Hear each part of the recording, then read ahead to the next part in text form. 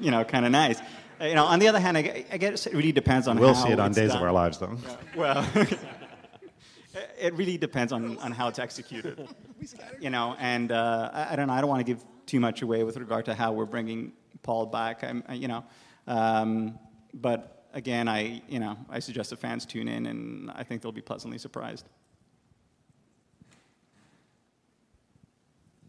Now that you're sort of the flagship Stargate show on the channel, are there any other resources besides Amanda before the cameras are behind them that have been diverted to the show? Do you feel like there's more attention being paid, more of a focus from either the network or behind the scene? Well, we were hoping that this year would be a little bit easier, simply from a production standpoint, because we did two shows at once last year, which was hard on everybody. I mean, we used the overlap between the two shows to make some savings, but it also caused some problems because we had to do a lot of second unit, and we were shooting things out of order, and the actors never really knew what episode it was and things like that. We were hoping it wouldn't go that way this year quite as much, but we did shoot 2 movies as well. SG1 shot 2 movies, so there was a certain amount of that. Again, it's done now. So in the back half, once we come back from our hiatus, I think it's just a little bit simpler shooting one show. That's all. I mean, and there were people from both shows working on both shows, so that the personnel has always been mixed a fair amount. Yeah, and just dealing with the network has been great, as in previous years. Always very supportive of the franchise. And in terms of resources diverted to Atlantis, one of our greatest resources are Brad Wright, who's standing behind over there, smile, and Robert Cooper, who worked on the movies, produced the movies, and took time from their busy schedules to sit in with us and spin stories with us, and read scripts, read outlines, and be as involved as they could be, which has been great for us, I think. And Coop directed the first one back. Yeah. Cooperick.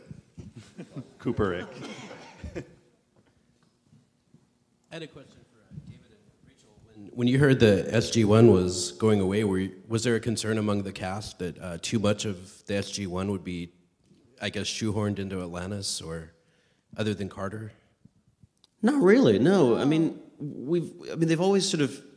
I always said when we first started that we were sort of more a complement to SG-1 than we were sort of a replacement for it. So they've always felt like very separate shows, but they get to share the mythology. So there's always been a certain amount of crossover, sort of back and forth between the shows, and it's always worked really well for us. So it was always a pleasure to go over and do SG-1s, and it was always fun to have them come over and do Atlantis. So no, it hasn't felt that way at all. It's actually. I mean, I find it kind of sad, that it's the last. It was the last episode. I was online, sort of with the fans when they were sort of going through that, and it's just amazing. Like, it hasn't really quite sort of sunk in yet that this thing's been going for so long, and now it's us, So, but it certainly hasn't felt.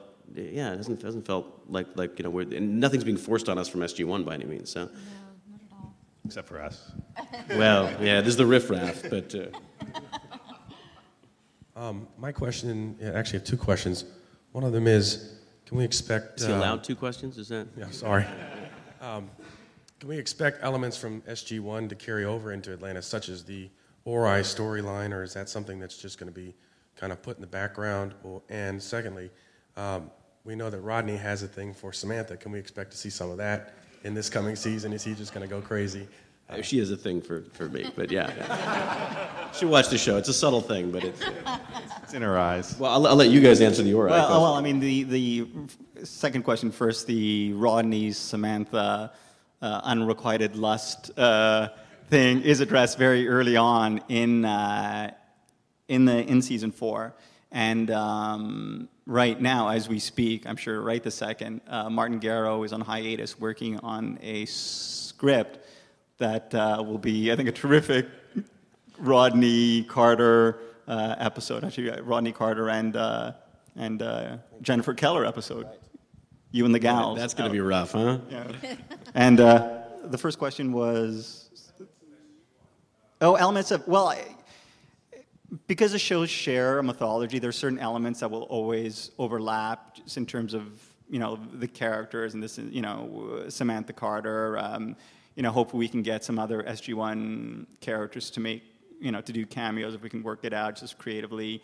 In terms of the bigger story elements like the Ori and the Goa'uld, I don't think we want to go there, just because Atlantis is, has fairly well established its own, burgeoning mythology with the Wraith and the human form replicators that I don't think we want to go there right now.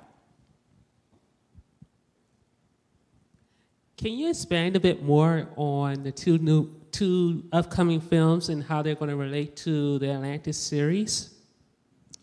The two movies don't really relate to Atlantis. I mean, the first movie, Arc of Truth, written and directed by Robert Cooper, essentially ties up the Ori storyline regarding SG-1 and their fight against the Ori.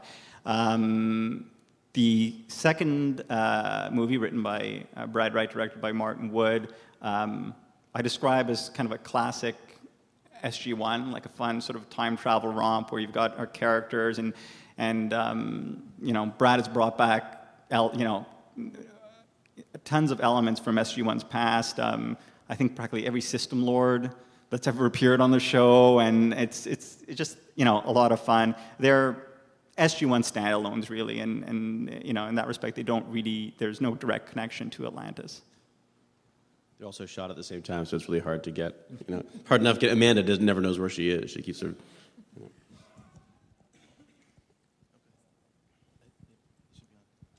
I have a question for Joe. Hi. Hey. My dad's a big fan of yours. He's a 70-year-old man from Boston. Of mine. Yeah, he reads your blog. That's his and he's demographic. a huge Definitely sci-fi Joe's. fan. And he says Joe's got a lot of explaining to do about Cass and Beckett, and then he sent me some questions, and I wanted to. Thank God. He could just post on the blog. Yeah. I do have a Q&A section. Well, yeah, I think he's shy about that, but anyway, he's been bombarding me with questions, and he All wants right. to know. One of the questions is actually about Taylor. Yep. He's confused why she wears the uniform, even though she's a civilian, like Ronan. And Ronan doesn't wear a uniform, but he says that she's always in a uniform, an SGA, and that kind of. But I always have a little portion of that uniform reflecting my culture and my people. Yeah, always. I think also in a way, sort of, Taylor has kind of embraced, the Atlantis expedition and the team a little more than Ronan, who really is, has always been kind of an outsider and sort of very, very much the individual and sort of. They didn't have any that fit him. Right. Well, There's not enough fabric in the world to and cover. frankly, I think she looks great in the uniform. Whereas I don't know if Ronan would look quite Yeah, as good. I don't know. Jason in the uniform with the hair. And Although you will see They just be Jason complaining the whole time. You will see Jason in a suit this season, and Yeah, he loved that too. yeah. He also wanted to know if Sci-Fi was going to have a baby naming contest. That's not for a the bad fans idea. too. Mark, Actually, my father's Mark? like convinced he's got he's got the winning Kinda gives entry if that kind of occurs. gives Negate a whole new spin. I don't think You we don't would get beat to our- name your own child. We'll don't do it mind- for you right here. You don't mind if we What name a your team child? do you? player. Wait, are we talking about the character's baby or Rachel's baby? About the characters, baby. Oh, I thought we were talking about Rachel. No. Come on, it's for marketing. Hands off! That's it. Name Rachel's baby. Feel so and win a cheap. walk-on role. Oh, no. I guess you didn't read her contract that closely. And I'll sing a song. There's an offspring section in the contract, is there? Yeah. It's in the boilerplate. Okay, great.